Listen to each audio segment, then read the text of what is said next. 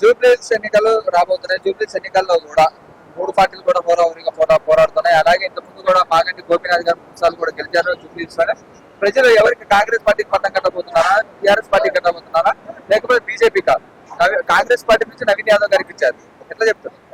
ఖచ్చితంగా కాంగ్రెస్ పార్టీ అభ్యర్థి నవీన్ యాదవ్ గారు దంకా బజాయించి చెప్తా ఉన్నాం. నవీన్ యాదవ్ గారు గెలవబోతా ఉన్నారు, అసెంబ్లీలో అడుగు పెట్టబోతా ఉన్నారు. దానికి కారణం ఏంటంటే ఇవాళ బడుగు బలహీన వర్గాల బీసీ బిడ్డగా నంబర్ 1, నంబర్ 2 స్థానిక నాయకుడు, నంబర్ 3 ఇవాళ ఓటు అడిగే హక్కు ఒక్క కాంగ్రెస్ పార్టీకే ఉన్నది. ఎందుకంటే గతంలో దొర చెప్పింది చెయ్యాలి, దొర చేసింది చూడాలన్న రీతిగా 10 ఏళ్ళు ఈ జూబ్లీహిల్స్ అభివృద్ధికి నోచుకోలేదు.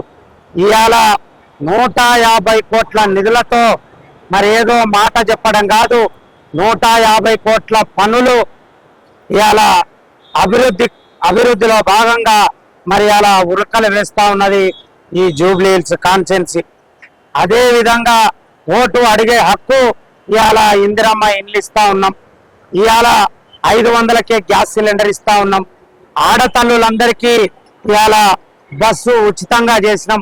6 గ్యారంటీలలో హామీ ఇవ్వలేని సన్న బియ్యం పథకం కూడా ఇవాళ కాంగ్రెస్ పార్టీ రేవంత్ అన్న సర్కార్ ఇస్తా ఉన్నది. అందుకే ఖచ్చితంగా ఇవాళ కాంగ్రెస్ పార్టీ అభ్యర్థిగా బడుగు బలహీన వర్గాల బీసీ బిడ్డగా అసెంబ్లీలో అడుగు పెట్టబోతా ఉన్నాడు. అందుకే ప్రజాసేవ బాటలో నవీన్ యాదవ్ అన్న అనే పనులు చేసే నేతర నవీన్ యాదవ్ అన్న, ప్రజాసేవ బాటలో నవీన్ యాదవ్ అన్న పనులు చేసే నేతర నవీన్ యాదవ్ అన్న, ప్రజాసేవ బాటలో నవీన్ యాదవ్ అన్న పనులు చేసే నేతర నవీన్ యాదవ్ అన్న, ప్రజాసేవ బాటలో నవీన్ యాదవ్ అన్న పనులు చేసే నేతర నవీన్ యాదవ్ అన్న. పోరాటాల పురిటి గడ్డ జూబ్లీహిల్స్ గడ్డ మీద రాజకీయ రంగం రాటుదేలినాడమ్మ, రాటుదేలినాడమ్మ, రాటుదేలినాడమ్మ. పోరాటాల పురిటి